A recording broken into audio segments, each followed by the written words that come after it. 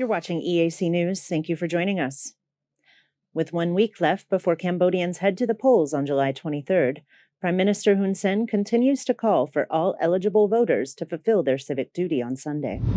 In a telegram message from July 16th, the Prime Minister said that this year's election campaign season has been a positive experience and he encouraged people to vote. He wrote, quote, "It has been 16 days since the start of the election campaign, and all the participating political parties have been campaigning actively and happily, as if the campaign season is a joyful festival." He then spoke on behalf of the King, the National Election Committee, and the Office of Prime Minister, urging all registered voters to head to the polls this Sunday, July 23rd. This is the 7th National Assembly election to take place since Cambodia implemented its first free election in 1993. 18 parties are on the ballot this year. However, the NEC has faced backlash for denying the major opposition Candlelight Party from participating this year, citing insufficient paperwork. The Prime Minister has called on the government to provide buses to those who need to return to their hometown to vote, leaving little excuse for any registered voter not to participate in this year's election. Kristen Winters, EAC News. You're watching EAC News. Thank you for joining us. The Candlelight Party, founded in association with exiled opposition leader Sam Rainsy, is mired in controversy once more after 2 members were arrested this week in connection to reports of people inciting the public to invalidate their ballots by incorrectly marking them. Those arrested have confessed that they were following the orders of Sam Rainsy, despite repeated claims from the Candlelight Party that it is no longer associated with Rainsy. Yesterday, Candlelight Party executive Lee Ri and acting chairman of the Phnom Penh Candlelight Party, Bun Ket, went to court to face accusations that they tried to convince people to invalidate their votes on July 23rd, in protest of the National Election Committee's refusal to allow the Candlelight Party to run in this election.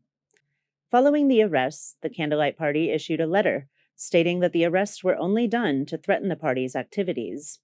The letter said, quote, "The Candlelight Party calls on the authorities to release Lee Ri and Bun Ket so that they can reunite with their families and continue their political activities with the Candlelight Party," end quote. Bun Ket issued a video confession that same day, which was made public on Prime Minister Hun Sen's Telegram channel. In the video, he says his actions were meant to incite people to destroy their ballots on the instructions of Sam Rainsy. បញ្ជាពីទឹកដិតសំរងស៊ីឲ្យខ្ញុំផ្សព្វផ្សាយដល់ប្រជាពលរដ្ឋឲ្យចូលរួមបោះឆ្នោតសម្រាប់នៅថ្ងៃទី23ខែកក្កដាឆ្នាំ2023នេះឲ្យគូសស្លឹកឆ្នោតខ្វែងចោលដែលផ្ទុយពីឆន្ទៈរបស់ប្រជាពលរដ្ឋអាស្រ័យដោយបានរៀបរាប់នៅខាងលើនេះសូមសម្ដេចអត់ឱនទោសដល់រូបខ្ញុំបាទដែលបានThe PM commented on his telegram that despite the Candlelight Party's insistence that it respects state procedures, its members are committing crimes in the name of Sam Rainsy. He asked, quote, "Is the Candlelight Party going to take responsibility for this?" End quote. The newly amended election law that went into effect a few weeks ago stipulates that those who incite voters or destroy or damage their ballots will be fined 5 to 20 million real, or about $1,200 to $4,800, by the National Election Committee before any criminal charges are considered. The law also states that political parties that commit the same offense may be disqualified from participating in the election for at least 5 years. NEC spokesman Heng Putia told EAC News that so far the NEC has received 11 complaints regarding incitement to destroy ballots. He added that the process of resolving complaints is currently underway at the provincial and capital NEC committees. He noted that if found guilty, the crime carries a fine of 5 to 20 million real, according to the law, and that this does not include any penalties of other crimes which may have been committed. When asked about the strength of the case against the arrested Candlelight Party members, he confirmed that it is not yet possible to determine the outcome, as it's pending further investigation. Kristen Winters, EAC News. You're watching EAC News. Thank you for joining us. Cambodia's 3 international airports received a total of 2.48 million passengers in the first half of 2023, a 270% increase when compared to the same time last year. The numbers are consistent with Cambodia's overall increase in tourism revenue reported from popular sites like the Angkor Temple Complex and Preah Vihear Temple. EAC News reporter Anthony Ellis has more. According to a report of the State Secretariat of Civil Aviation, passengers flew in nearly 25,000 flights from January to June. Cambodia recorded around 2.57 million international visitors in the first 6 months of this year, a sharp increase of just over 500,000 who visited during the same period last year, the Tourism Ministry reported last week. In March, EAC News spoke to the Secretary of State of Civil Aviation, Sin Vuta, said that the largest number of flights was between Cambodia and Thailand, totaling 890 flights. Flights to and from China come in second, with 410 flights in the first 3 months of 2023. Top Secretary of State and spokesperson of the Ministry of Tourism said that the government's efforts to regenerate tourism numbers is responsible for the increase, especially by the re-establishing flight routes and opening new ones. The reconnection of air flights and the increase of routes, particularly direct flights to Cambodia, have made it easier for passengers to travel to Cambodia, he stressed. While passengers' numbers are up, air freight numbers have decreased by 17% when compared to the first 6 months of 2022. The three airports handle some 24,000 tonnage of air freight between January and June. Anthony Ellis, EAC News. You're watching EAC News. Thank you for joining us. The General Secretariat of the Council for the Action of Persons with Disabilities organized a national information technology competition for young people with disabilities on Saturday. The Council will select 4 winners to compete in the Global IT Challenge, or GITC, held in the United Arab Emirates and online from October 24th through 29th. EAC News reporter Anthony Ellis has more.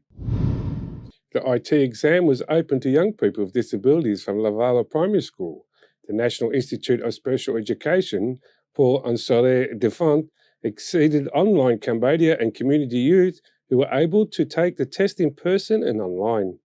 Candidates who passed the exam on Saturday will go to the complete in the semi-finals of the international competition on July 25th to the 26th.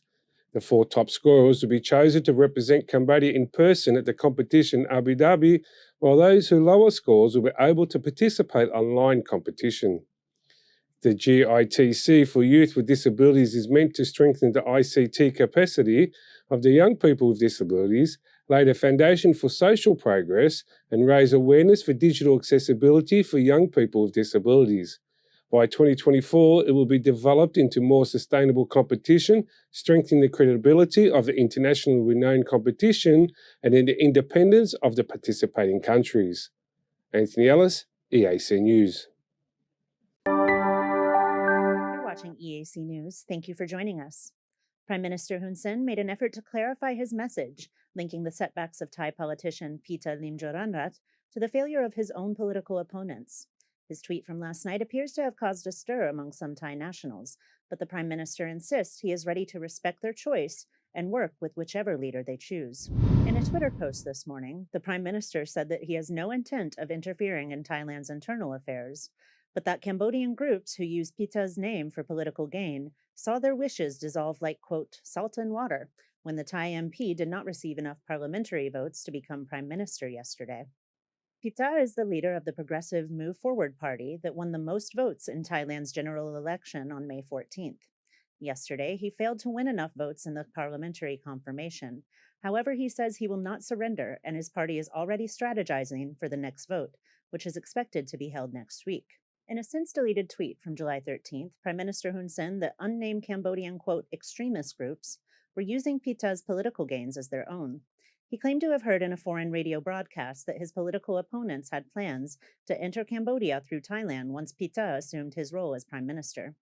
The post received a lot of attention from Thai nationals, to which the PM responded, quote, Thai people commented in Thai language, which I could not understand, end quote. He emphasized that he respects the decisions of the Thai people and will work with whichever leader they appoint. However, he warned his opponents not to use political careers of others to further their agenda, which, quote, destroys their own nation, end quote. Kristen Winters, EAC News. You're watching EAC News. Thank you for joining us. Prime Minister Hun Sen announced the establishment of an interministerial commission meant to accelerate the construction of an expressway from Phnom Penh to Siem Reap. Once completed, the expressway will be the third in Cambodia after the Phnom Penh-Sihanoukville Expressway, which opened in late 2022, and the Phnom Penh-Bavet Expressway, which is expected to be open by 2027. EAC News reporter Anthony Ellis has the details.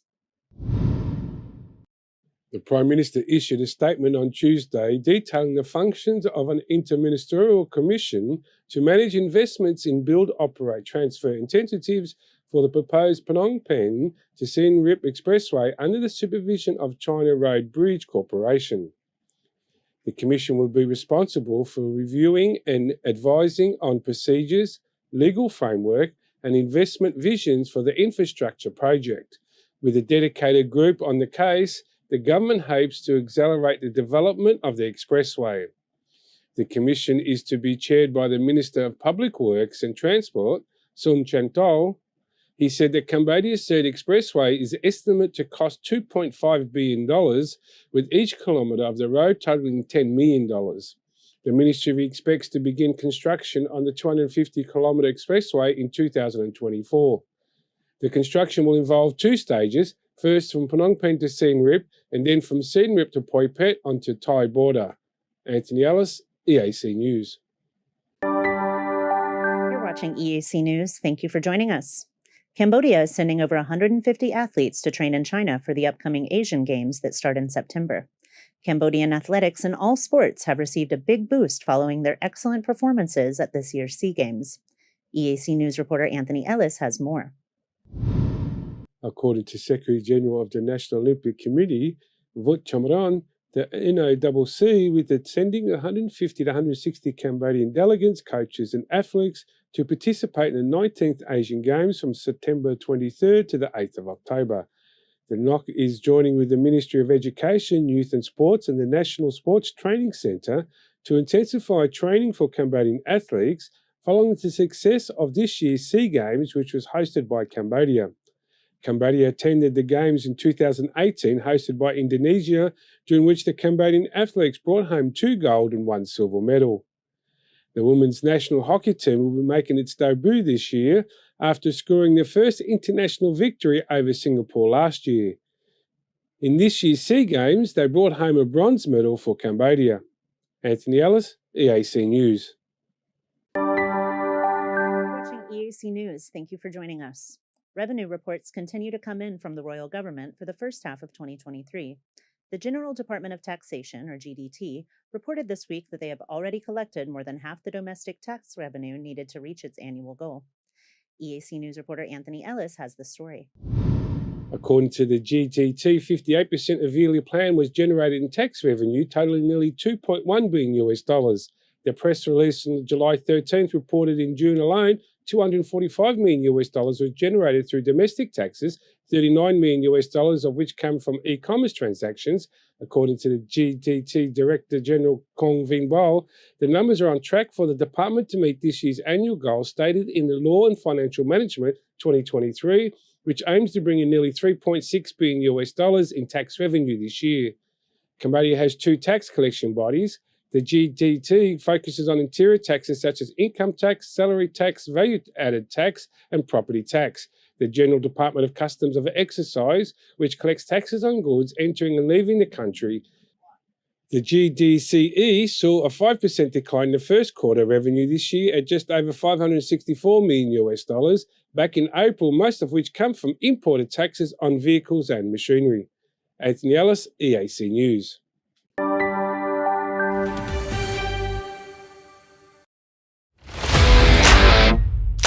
តើលោកអ្នកចិត្តរៀបអាពាហ៍ពិពាហ៍មែនទេហើយពិបាករកក្រុមហ៊ុនថតវីដេអូផ្សាយផ្ទាល់ដែលមានគុណភាពមែនទេអស់កង្វល់រ៉ាទីកាជាក្រុមហ៊ុនទទួលស្គាល់លំដាប់អន្តរជាតិលើសេវាកម្មថតផ្សាយផ្ទាល់គ្រប់កម្មវិធីកម្រិត 4K ដំបូងបង្អស់នៅកម្ពុជា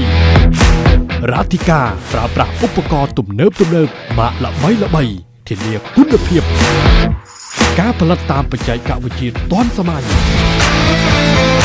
រ៉ាទីកានឹងជួយធ្វើឲ្យកម្មវិធីលោកអ្នកកាន់តែមានភាពអស្ចារ្យលោកអ្នកនឹងបានឃើញរាល់សកម្មភាពក្នុងពិធីទៅលើកញ្ចក់ទូរទស្សន៍ទំហំធំកម្រិត 4K និងការបញ្ចាំងលើផ្ទាំងក្រណាត់សព្រមទាំង LED ដែលមានរូបភាពច្បាស់ត្រជាក់ភ្នែកសូមអញ្ជើញកក់ពីឥឡូវនេះតាមរយៈលេខទូរស័ព្ទ012 823 848 017 838 889 និង016 823 848 រាធិការទំនុកចិត្តការទទួលខុសត្រូវ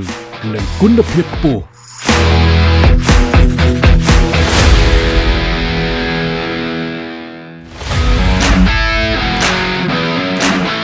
រាធិការ Entertainment ក្រុមតន្ត្រីអាជីពកំសាន្តបែបស្រាលពីរោះមិនថ្លង់ភ្ញៀវរំភើបចិត្តពិធីរឹតតែអស្ចារ្យ Relax រាធិការ Entertainment ញ៉ាំងឲ្យកម្មវិធីលោកអ្នកកាន់តែមានភាពអធិកអធមរាធិការ Entertainment ក្រុមតន្ត្រីដ៏ល្អសម្រាប់ក្រុមគ្រួសារលោកអ្នកសូមអញ្ជើញកក់ពីឥឡូវនេះសម្រាប់កម្មវិធីលោកអ្នកតាមរយៈលេខទូរស័ព្ទ017 838 889 012 823 848 និង016 823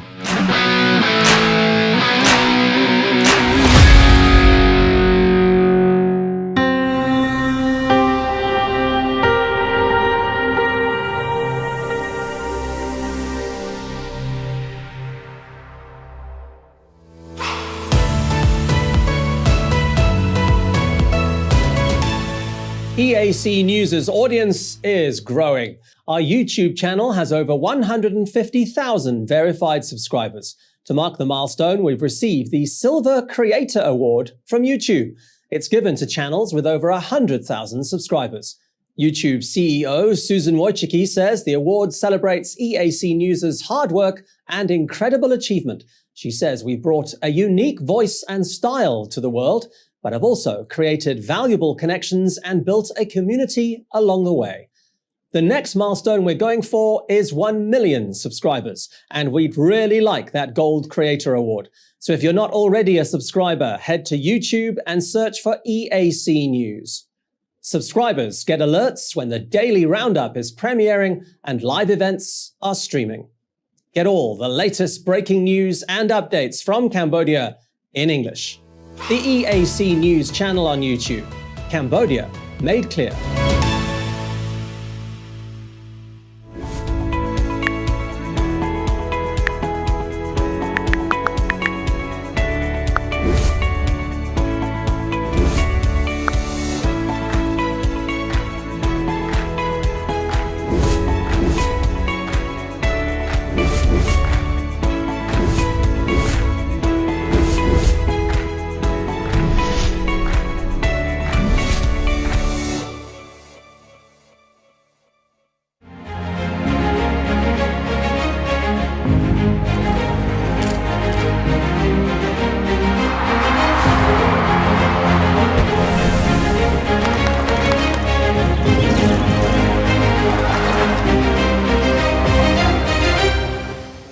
If it's happening and you need to know about it, you'll get it all right here. EAC News brings you updates and breaking news in English across all of our platforms and channels. The EAC News app, YouTube, Facebook, Telegram, Twitter, and our website www.eacnews.asia. EAC News' passionate team of reporters, writers, cameramen, and video editors are hard at work around the clock, bringing you world-class reports on everything from local and regional news to the latest international stories and the most dramatic footage from around the world. It takes meetings, research, phone calls, and emails. And that's before we even get out of the newsroom and onto the set.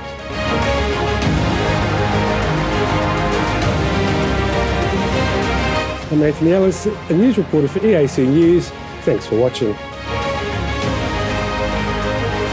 Cambodian tourist to China. I'm Kristen Winters. I'm a news reporter with EAC News. Thank you for watching. I'm Darshana Gauchan, EAC News reporter. Thanks for watching us. I'm Deka Nim, Sales and Marketing Manager at EAC News. Thank you for joining us. I am Honsre Ward, EAC News Channel Manager. Thank you for watching us.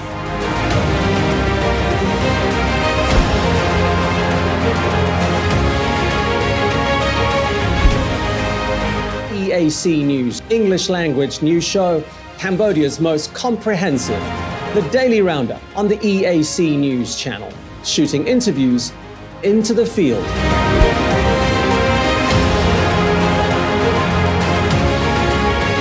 And those pieces to camera. Join us and subscribe. We wouldn't want you to miss a thing. The Daily Roundup on the EAC News channel. EAC News, Cambodia made clear. You're watching EAC News. Thanks for joining us.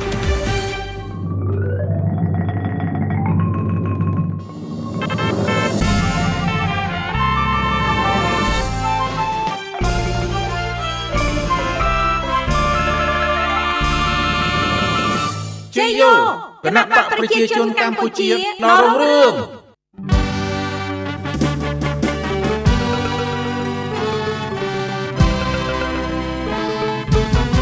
គណៈបកប្រជាជនកម្ពុជាការពារនិងលើកស្ទួយផលប្រយោជន៍របស់ប្រជាជន 1. ថែរក្សាការពារសន្តិភាពសន្តិសុខសណ្ដាប់ធ្នាប់និងសុវត្ថិភាពសង្គមដើម្បីធានាភាពសុខសាន្តរបស់ប្រជាជននិងការអភិវឌ្ឍប្រទេសជាតិ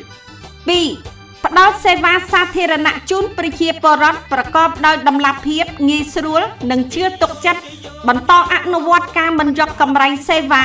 លើការចុះបញ្ជីកំណើតបញ្ជីអាពាហ៍ពិពាហ៍បញ្ជីមរណភាពការផ្ដល់សៀវភៅស្នាក់នៅសៀវភៅគ្រួសារនិងអត្តសញ្ញាណប័ណ្ណសញ្ជាតិខ្មែរ 3. បន្តមិនយកពន្ធលើដីកសិកម្មជាលក្ខណៈគ្រួសារជួយកសិករក្នុងការពង្រីកផលិតកម្មនិងការរកទីផ្សារលក់កសិផលដោយថ្លៃសមរម្យបែងចែកដីនិងផ្ដល់កម្មសិទ្ធិដីជូនគ្រួសារក្រីក្រគ្មានដីដែលបានអនុវត្តតាមលក្ខខណ្ឌសម្បទានដីសង្គមគិច្ចទប់ស្កាត់ការទន្ទ្រានកាន់កាប់ដីគ្រប់ប្រភេទរបស់រដ្ឋដោយខុសច្បាប់និងបន្តធ្វើប្រទានកម្មដីជូនប្រជាជនរស់នៅនិងអាស្រ័យផលលើទីតាំងដីរដ្ឋតាមគោលការណ៍ដែលរដ្ឋបានកំណត់ 4. បន្តអនុវត្តគោលការណ៍លុបការបង់ភាសីនិងការបង់ថ្លៃផ្សេងទៀតចំពោះការលក់ដូររបស់ប្រជាពលរដ្ឋតាមកញ្ច្រែងកញ្ជើល្អីនៅតាមទីផ្សារនានានៅទូទាំងប្រទេសអាជីវករលក់ដូរតាមផ្សាររដ្ឋនិងទីតាំងផ្សាររដ្ឋមានសិទ្ធិកាន់កាប់ប្រើប្រាស់និងអាស្រ័យផលលើតូបរៀនស្តង់លក់ដូរនិងមានសិទ្ធិផ្ទេរសិទ្ធិទាំងនេះឲ្យកូនចៅឬអ្នកដទៃបានបន្តកាត់បន្ថយចំណាយសម្រាប់ការរស់នៅរបស់ប្រជាពលរដ្ឋតាមរយៈយន្តការនៃការរក្សាស្ថិរភាពថ្លៃម្ហូបអាហារនិងកាត់បន្ថយថ្លៃទឹកនិងថ្លៃអគ្គិសនីសម្រាប់ប្រជាជនទូទៅ 5. លើកកម្ពស់ការអនុវត្តគោលនយោបាយភូមិឃុំសង្កាត់មានសុវត្ថិភាពបន្តអភិវឌ្ឍគ្រប់ឃុំសង្កាត់ឲ្យមានផ្លូវគមនាគមន៍កាន់តែល្អតាមរយៈការជួសជុលថែទាំផ្លូវជាប្រចាំការស្ថាបនាផ្លូវថ្មីថែមទៀតនិងការលើកកម្ពស់ផ្លូវពីផ្លូវដីទៅជាផ្លូវក្រាលកៅស៊ូឬផ្លូវបេតុងមានអគ្គិសនីនិងទឹកស្អាតប្រើប្រាស់គ្រប់គ្រាន់មានប្រព័ន្ធធារាសាស្ត្រកាន់តែប្រសើរឡើងនិងមានសេវាទូរគមនាគមន៍ប្រកបដោយគុណភាព 6. បន្តដំឡើងប្រាក់បៀវត្សជូនមន្ត្រីរាជការនិងកងកម្លាំងប្រដាប់អាវុធគ្រប់ប្រភេទបន្តកែសម្រួលនិងដំឡើងប្រាក់សោធននិវត្តន៍របស់អតីតមន្ត្រីរាជការនិងអតីតយុទ្ធជនបន្តដំឡើងប្រាក់ឈ្នួលអបបរមារបស់កម្មករនយោជិតព្រមទាំងរក្សាអត្ថប្រយោជន៍ផ្សេងសម្រាប់កម្មករនយោជិតបន្តអនុវត្តគោលការណ៍មិនយកពន្ធលើប្រាក់បៀវត្សអបបរមារបស់មន្ត្រីរាជការគ្រប់ប្រភេទនិងប្រាក់ឈ្នួលអបបរមារបស់កម្មករនយោជិតលើកកម្ពស់ការការពារសិទ្ធិនិងផលប្រយោជន៍កម្មករទាំងក្នុងប្រព័ន្ធនិងក្រៅប្រព័ន្ធបន្តអនុវត្តកម្មវិធីឧបត្ថម្ភសាច់ប្រាក់ជូនគ្រួសារក្រីក្រនិងងាយរងគ្រោះក្នុងអំឡុងពេលប្រយុទ្ធនឹងជំងឺ Covid-19 និងបន្តអនុវត្តកម្មវិធីឧបត្ថម្ភស្ត្រីមានផ្ទៃពោះនិងកុមារអាយុក្រោម2ឆ្នាំនៃគ្រួសារក្រីក្រនិងកម្មវិធីឧបត្ថម្ភកម្មការិនីមានផ្ទៃពោះនិងកូនអាយុក្រោម2ឆ្នាំ 7. លើកកម្ពស់ការផ្តល់សេវាថែទាំសុខភាពប្រកបដោយគុណភាពសុវត្ថិភាពប្រសិទ្ធភាពនិងសមត្ថភាពជូនប្រជាជនបន្តផ្តល់សេវាថែទាំសុខភាពបឋមនៅមណ្ឌលសុខភាពនិងសេវាបង្ការធ្វើរោគវិនិច្ឆ័យព្យាបាលថែទាំនិងស្ដារនីតិសម្បទានៅតាមមន្ទីរពេទ្យរដ្ឋទូទាំងប្រទេសដោយមិនបង់ថ្លៃជូនប្រជាជនក្រីក្រនិងងាយរងគ្រោះតាមរយៈកម្មវិធីមូលនិធិសមត្ថភាពសុខាភិបាលពង្រីកសាលាបឋមសិក្សាដល់គ្រប់ភូមិពង្រីកអនុវិទ្យាល័យដល់គ្រប់ឃុំនិងបង្កើនវិទ្យាល័យនៅតាមស្រុកយុវជនទទួលបានឱកាសក្នុងការរៀនសូត្របណ្ដុះបណ្ដាលវិជ្ជាជីវៈនិងមានការងារធ្វើ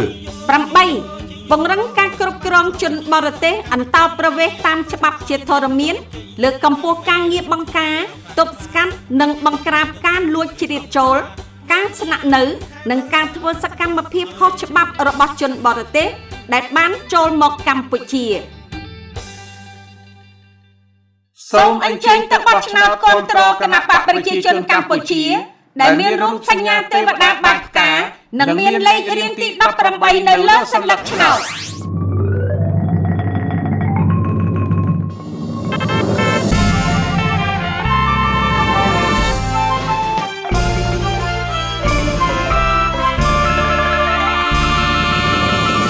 ជ័យយោគណបក្សប្រជាជនកម្ពុជាដល់រុងរឿងគណៈបកប្រជាជនកម្ពុជាអនុវត្តកម្មវិធីគោលនយោបាយជាអាទិភាពកម្មវិធីទី1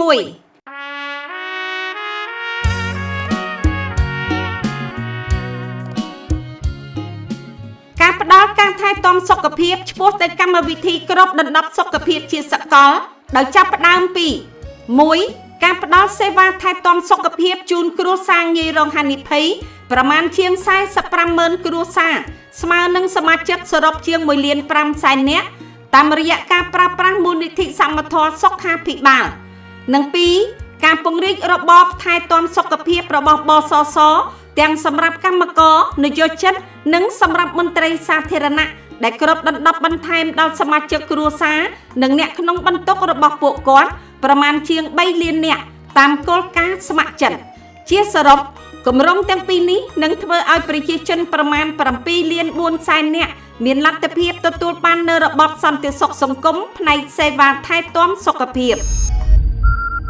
កម្មវិធីទី2ការបណ្ដុះបណ្ដាលជំនាញវិជ្ជាជីវៈនិងបច្ចេកទេសជូនដល់យុវជនមកពីគ្រួសារក្រីក្រនិងគ្រួសារងាយរងហានិភ័យនៅទូទាំងប្រទេសដែលមានចំនួនប្រមាណជាង 1,500,000 នាក់នៅតាមបណ្ដាគ្រឹះស្ថានបណ្ដុះបណ្ដាលវិជ្ជាជីវៈនានារបស់រដ្ឋក្នុងកម្រិតសញ្ញាបត្របច្ចេកទេសនិងវិជ្ជាជីវៈកម្រិត1ដោយមិនបង់ថ្លៃសិក្សានិងទទួលបាននូវប្រាក់ឧបត្ថម្ភប្រចាំខែកម្មវិធីទី3ការធ្វើស្ថាបនិកនីយកម្មកម្មវិធីជាតិជំនួយសង្គមសម្រាប់គ្រួសារក្រីក្រក្រុមជនងាយរងគ្រោះនៅក្នុងគ្រួសារក្រីក្រនិងគ្រួសារងាយរងហានិភ័យនៅក្នុងគ្រាមានវិបត្តិសេដ្ឋកិច្ចនិងគ្រាមានគ្រោះអាសន្នដើម្បីជួយទ្រទ្រង់និងផ្ដល់ការគាំពារទាន់ពេលនិងក្នុងលក្ខណៈជាប្រព័ន្ធជូនប្រជាពលរដ្ឋជាពិសេសគ្រួសារក្រីក្រនិងងាយរងគ្រោះនិងគ្រួសារងាយរងហានិភ័យទៅតាមស្ថានភាពជាក់ស្ដែងនៃវិបត្តិឬគ្រោះអាសន្ននៅតាមគ្រប់ទីតាំងភូមិសាស្ត្រទូទាំងប្រទេសដែលនឹងគ្របដណ្ដប់លើប្រជាជនសរុបប្រមាណ 4,300,000 នាក់កម្មវិធីទី4ការដាក់ចេញនិងការជំរុញអនុវត្តយុទ្ធសាស្ត្រអភិវឌ្ឍសេដ្ឋកិច្ចក្រៅប្រព័ន្ធឲ្យមានលទ្ធភាពចូលរួមទៅក្នុងសេដ្ឋកិច្ចក្នុងប្រព័ន្ធនិងអាចទទួលបានផលប្រយោជន៍ពីប្រព័ន្ធគាំពារសង្គមផ្លូវការតាមរយៈ 1. ការផ្ដល់នូវការគាំពារនិងការបង្កើតនូវបរិយាកាសអំណោយផលសម្រាប់ការធ្វើធុរកិច្ចនិងពាណិជ្ជកម្មព្រមជាមួយនឹងការផ្ដល់នូវការបណ្ដុះបណ្ដាលជំនាញបច្ចេកទេសនិងវិជ្ជាជីវៈដល់ក្រុមហ៊ុនសហគ្រាសធុនមីក្រូតូចនិងមធ្យមនិង 2. ការផ្ដល់ការគាំពារសង្គមដល់បុគ្គលស្វ័យនិយោជន៍នៅក្នុងសេដ្ឋកិច្ចក្រៅប្រព័ន្ធដោយផ្ដោតការយកចិត្តទុកដាក់ជាបឋមលើការផ្ដល់សេវាថែទាំសុខភាពនៅក្រៅមូលនិធិសមត្ថភាពសុខាភិបាលកម្មវិធីទី5ការដាក់ចេញនូវយន្តការសម្របសម្រួលនិងកម្មវិធីហិរញ្ញប្បទានសម្ដៅលើកស្ទួយផលិតកម្មរកទីផ្សារ និងរក្សាលំនឹងថ្លៃកសិផលសំខាន់ៗក្នុងកម្រិតសមរម្យតាមរយៈការដាក់ចេញនូវកញ្ចប់ថវិកាជាក់លាក់ដោយចាប់ផ្ដើមពីចំនួន$100 លានអាមេរិកនិងអាចវិភាគថវិកាបន្ថែមប្រសិនបើមានតម្រូវការចាំបាច់ដើម្បីធ្វើអន្តរាគមន៍ឲ្យបានទាន់ពេលក្នុងការទិញកសិផលពីប្រជាកសិករជាមួយនឹងគោលដៅរក្សាស្ថិរភាពថ្លៃនៅរាល់រដូវប្រមូលផលជាពិសេសលើផលិតផលកសិកម្មមួយចំនួនជាអាចស្រូវស្វាយកែវរមៀតមានបៃលិនស្វាយចន្ទីដំឡូងពោតនិងផលិតផលផ្សេងទៀតតាមការចាំបាច់កម្មវិធីទី6ការរៀបចំចាត់បញ្ជូនមន្ត្រីបច្ចេកទេសផ្ដល់សេវាកសិកម្មឲ្យបានគ្រប់ឃុំទាំងអស់នៅទីជនបទទូទាំងប្រទេសដើម្បីជំរុញការលើកកម្ពស់ផលិតភាពកសិកម្មនិងជួយដល់គ្រួសារកសិករក្នុងការលើកស្ទួយផលិតផលកសិកម្មរបស់ខ្លួន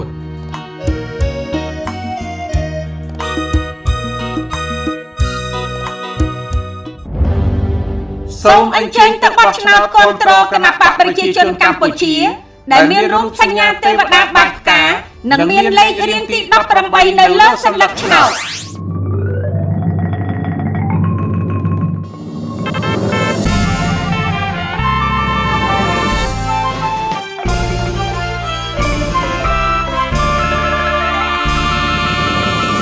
ជ័យយោ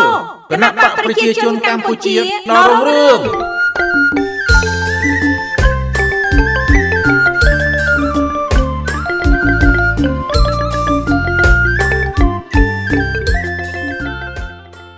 អភិរក្សនិងការអភិវឌ្ឍវប្បធម៌និងសាសនា 1. ការអភិរក្សនិងការអភិវឌ្ឍវប្បធម៌ថែរក្សាការពារអភិរក្សបេតិកភណ្ឌវប្បធម៌ជាតិឲ្យធានាបានសុវត្ថិភាពសុខដុមភាពនិងវឌ្ឍនភាពប្រកបដោយនិរន្តរភាពស្របតាមទិសស្លោកកម្ពុជាព្រះរាជាណាចក្រនៃវប្បធម៌បន្តស្នើសុំបញ្ចូលបេតិកភណ្ឌវប្បធម៌និងប្រវត្តិសាស្ត្រកម្ពុជាទៅក្នុងបញ្ជីបេតិកភណ្ឌពិភពលោកបញ្ជីបេតិកភណ្ឌវប្បធម៌អរូបីនៃមនុស្សជាតិស្មារតីចងចាំពិភពលោកនិងបណ្ដាញទីក្រុងដែលមានភាពច្នៃប្រឌិតរបស់អង្គការ UNESCO ធ្វើបច្ចុប្បន្នភាពបញ្ជីសារពើភណ្ឌបេតិកភណ្ឌវប្បធម៌ជាតិទប់ស្កាត់ថែទាំនិងជួសជុលសម្បត្តិបេតិកភណ្ឌវប្បធម៌ជាតិដែលប្រឈមនឹងគ្រោះថ្នាក់ឬឈានទៅរកការបាត់បង់ពង្រឹងយន្តការទាមទារយកត្រឡប់មកវិញនៅវត្ថុបុរាណខ្មែរដែលត្រូវបានលួចនិងកាន់កាប់ខុសច្បាប់ទាំងក្នុងនិងក្រៅប្រទេសព្រមទាំងលើកកម្ពស់ការយល់ដឹងនិងការចូលរួមពីសាធារណជនក្នុងការថែរក្សាការពារបេតិកភណ្ឌវប្បធម៌ជាតិទាំងរូបិយនិងអរូបិយលើកស្ទួយតម្លៃវប្បធម៌ជាតិដោយបន្តលើកកម្ពស់ការយល់ដឹងការយកចិត្តទុកដាក់និងការចូលរួមរបស់មហាជនបន្តពង្រឹងនិងពង្រីកវិសាលភាពនៃការផ្សព្វផ្សាយវប្បធម៌ជាតិឲ្យកាន់តែទូលំទូលាយតាមរយៈការសម្ដែងការរៀបចំមហោស្រពនិងការតាំងពិព័រណ៍ពង្រឹងនិងពង្រីកតួនាទីរបស់សារមន្ទីរក៏ដូចជាទីតាំងវប្បធម៌ផ្សេងៗបង្កើនការជួយទ្រទ្រង់ដល់សិល្បករផលិតករអង្គការសមាគមនិងសហគ្រិនដែលប្រកបអាជីពក្នុងវិស័យវប្បធម៌ជំរុញការពង្រីកទីផ្សារផលិតផលវប្បធម៌និងទីផ្សារការងារក្នុងវិស័យវប្បធម៌និងសិល្បៈលើកទឹកចិត្តនិងជំរុញការច្នៃប្រឌិតបង្កើតស្នាដៃថ្មីនិងជំរុញការផ្សព្វផ្សាយផលិតផលវប្បធម៌កម្ពុជា 2. ការអភិរក្សនិងការអភិវឌ្ឍវិស័យសាសនាគោរពសេរីភាពខាងជំនឿនិងការប្រណិប័តន៍ខាងផ្លូវសាសនាលើកស្ទួយព្រះពុទ្ធសាសនាដែលជាសាសនារបស់រដ្ឋនិងគាំទ្រការគោរពប្រតិបត្តិសាសនាផ្សេងៗទៀតនៅក្នុងព្រះរាជាណាចក្រកម្ពុជាពង្រឹងសុខដុមនីយកម្មរវាងគ្រប់សាសនាជាតិសាសន៍នៅក្នុងព្រះរាជាណាចក្រកម្ពុជាបន្តពង្រឹងពង្រីកការអប់រំពុទ្ធិកសិក្សាពីកម្រិតបឋមសិក្សាដល់ឧត្តមសិក្សានិងក្រោយឧត្តមសិក្សាថែរក្សាមរតកប្រពៃណីនិងទំនៀមទម្លាប់ក្នុងវិស័យពុទ្ធចក្របណ្ដុះបណ្ដាលធនធានមនុស្សក្នុងវិស័យសាសនាបណ្ដុះបណ្ដាលធនធានព្រះសង្ឃប្រកបដោយចំណេះដឹងជំនាញនិងគុណធម៌ប្រកាន់ក្រឹតវិន័យបានខ្ជាប់ខ្ជួនតាមពុទ្ធបញ្ញត្តិនិងពុទ្ធានុញ្ញាតការកសាងសមត្ថភាពនិងការអភិវឌ្ឍធនធានមនុស្ស 1. ការអភិវឌ្ឍវិស័យអប់រំវិទ្យាសាស្ត្របច្ចេកទេសនិងបណ្ដុះបណ្ដាលមុខជំនាញវិជ្ជាជីវៈបន្តជំរុញការអភិវឌ្ឍធនធានមនុស្សលើគ្រប់វិស័យប្រកបដោយគុណភាពបង្កើនគុណភាពអប់រំនិងការបណ្ដុះបណ្ដាលបច្ចេកទេសនិងវិជ្ជាជីវៈដើម្បីឆ្លើយតបទៅនឹងទីផ្សារការងារបន្តអនុវត្តគោលនយោបាយជាតិស្ដីពីការអប់រំបណ្ដុះបណ្ដាលបច្ចេកទេសនិងវិជ្ជាជីវៈដោយផ្ដោតជាពិសេសលើការអភិវឌ្ឍកម្លាំងពលកម្មប្រកបដោយចំណេះដឹងនិងជំនាញបន្តពង្រឹងគុណភាពអប់រំបណ្ដុះបណ្ដាលបច្ចេកទេសនិងវិជ្ជាជីវៈដោយជំរុញការអនុវត្តកម្មវិធីបណ្ដុះបណ្ដាលផ្អែកលើសមត្ថភាពនិងវិធីសាស្ត្របង្រៀនតាមបរិបទបដិវត្តឧស្សាហកម្មទី4បន្តការកែតម្រង់វិស័យអប់រំដោយផ្ដោតលើអាទិភាព8ចំណុចរួមមាន 1. កម្មវិធីកែតម្រង់សាលារៀន 2. ការអភិវឌ្ឍគ្រូបង្រៀន 3. ការអប់រំ Digital 4. ការអប់រំវិទ្យាសាស្ត្រនិងបច្ចេកវិទ្យា 5. ការលើកកម្ពស់សុខភាពសិក្សា 6. ការអភិវឌ្ឍយុវជន 7. ការបង្កើនមជ្ឈមណ្ឌលឧត្តមភាពនៅគ្រឹះស្ថានឧត្តមសិក្សានិង 8. ការកសាងប្រព័ន្ធនិងអភិវឌ្ឍសមត្ថភាព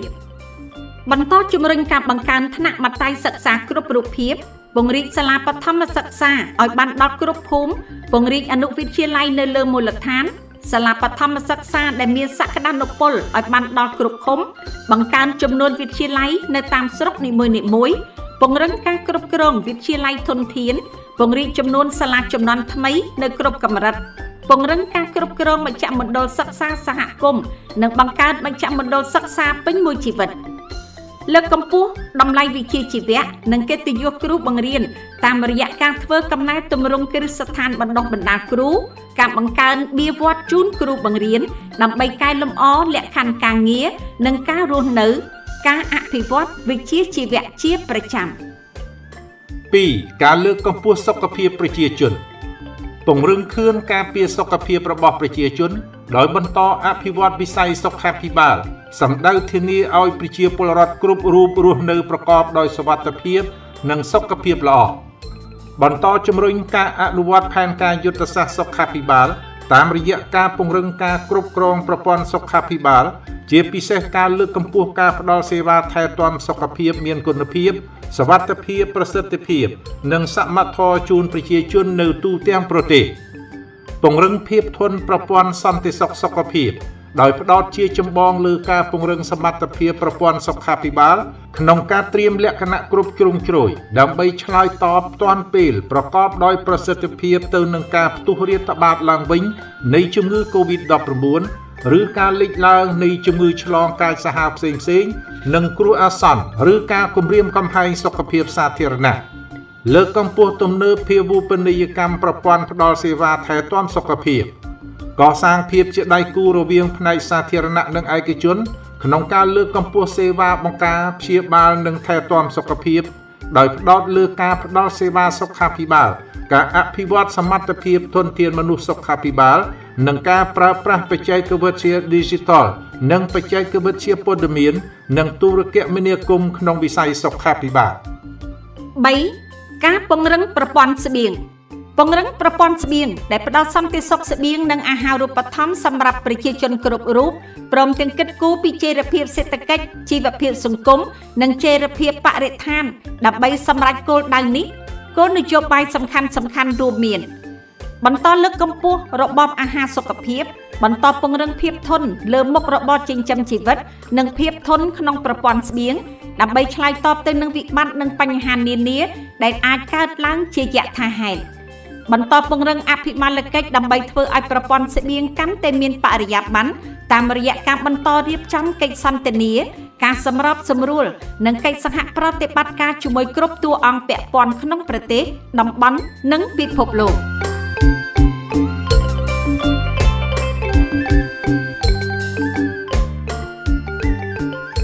សូមអញ្ជើញទៅបោះឆ្នោតគាំទ្រគណបក្សប្រជាជនកម្ពុជាដែលមានរូបសញ្ញាទេវតាបាត់ផ្កានិងមានលេខរៀងទី18នៅលើសន្លឹកឆ្នោត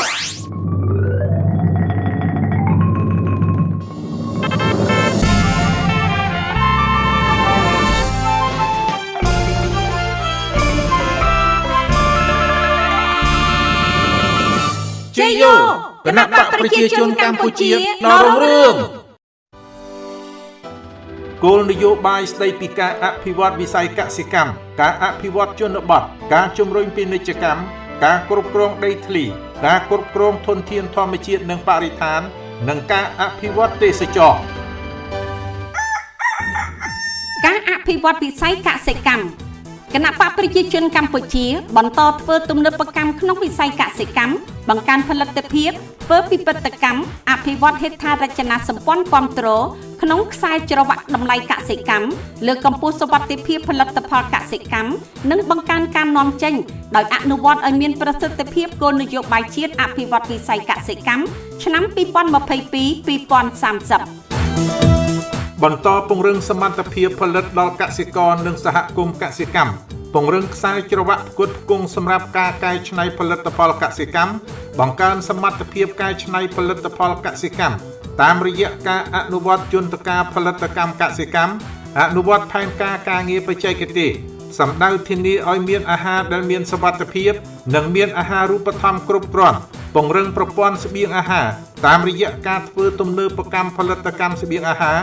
ដើម្បីលើកកម្ពស់សន្តិសុខស្បៀងនិងអនុវត្តផែនទីបង្ហាញផ្លូវស្តីពីប្រព័ន្ធស្បៀងសម្រាប់ការអភិវឌ្ឍប្រកបដោយចីរភាពនៅកម្ពុជាឆ្នាំ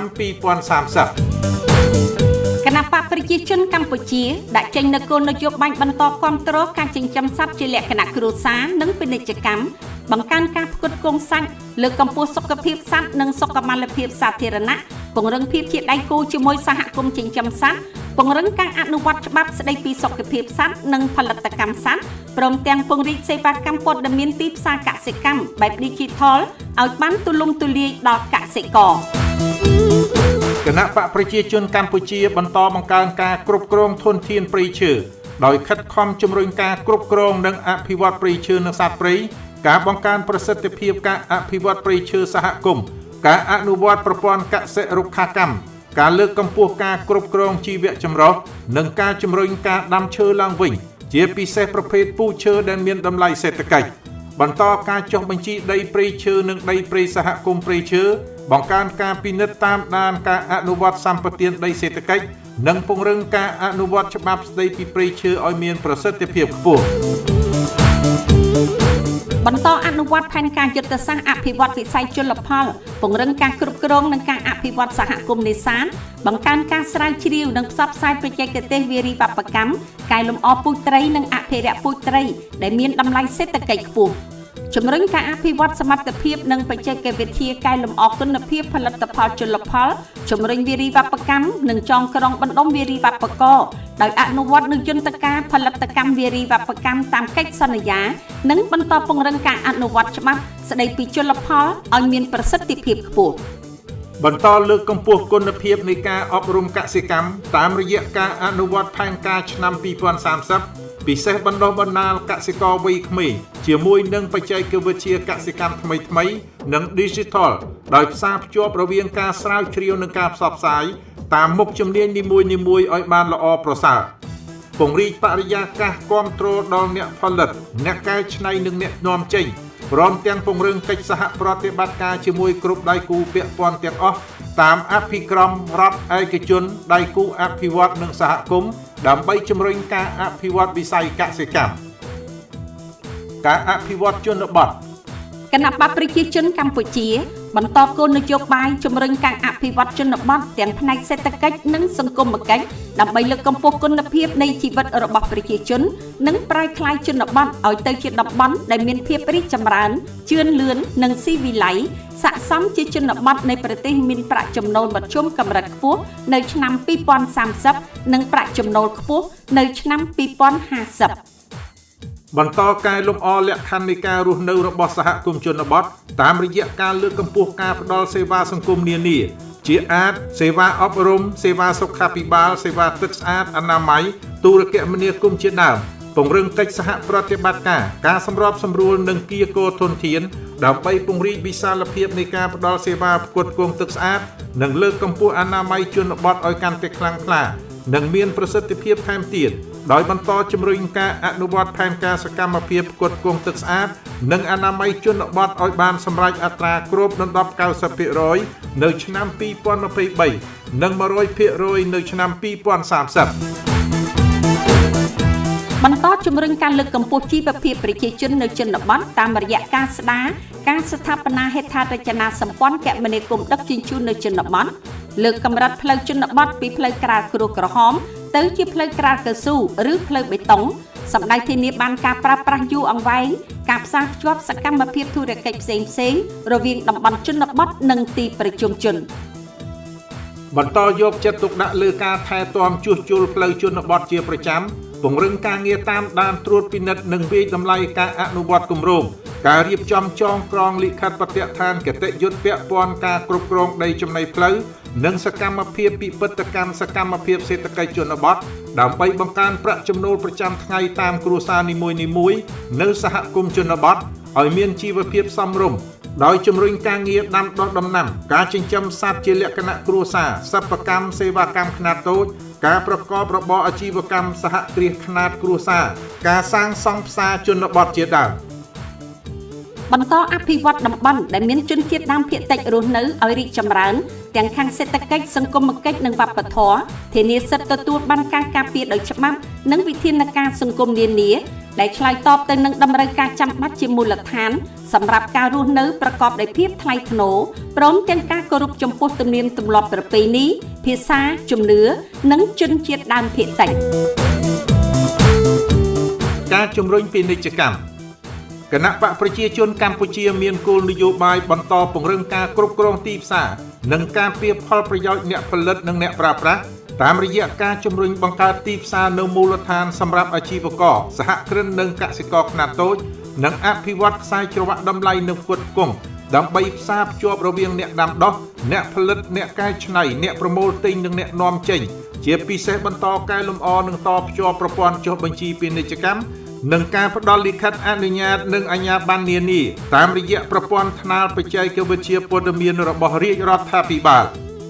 រៀបចំយុទ្ធសាស្ត្រជំរុញការប្រើប្រាស់ផលិតផលខ្មែរនៅក្នុងទីផ្សារក្នុងស្រុកនិងទីផ្សារអន្តរជាតិតាមរយៈការរៀបចំពិព័រណ៍ក្នុងស្រុកនិងអន្តរជាតិនានាព្រមទាំងជួយដល់វិស័យឯកជនឲ្យបង្កើតសភាពពាណិជ្ជកម្មនៅតាមរាជធានីខេត្តបន្តនឹងពង្រឹងយន្តការតាមដានថ្លៃទំនិញនិងតុល្យភាពនៃការផ្គត់ផ្គង់និងតម្រូវការទីផ្សារលើបណ្ដាទំនិញជាយុទ្ធសាស្ត្រដូចជាស្រូវអង្ករប្រេងឥន្ធនៈនិងបណ្ដាមុខទំនិញផ្សេងទៀតដោយចាត់វិធានការលើបាតុភិបស្តុកទំនិញលក់ដំឡើងថ្លៃដែលនាំឲ្យប៉ះពាល់ដល់ជីវភាពប្រជាជនរៀបចំផែនការចូលរួមអនុវត្តគោលនយោបាយសេដ្ឋកិច្ច Digital តាមរយៈការជំរុញលើកទឹកចិត្តការធ្វើពាណិជ្ជកម្មតាមប្រព័ន្ធអេឡិចត្រូនិកដោយបង្កើតនៅចំណងទាក់ទងរវាងទីផ្សារធំៗជាមួយនឹងសហគ្រាសធុនតូចនិងមធ្យមក្នុងស្រុកនិងការអនុវត្តកិច្ចសម្រួលពាណិជ្ជកម្មតាមក្របខ័ណ្ឌច្បាប់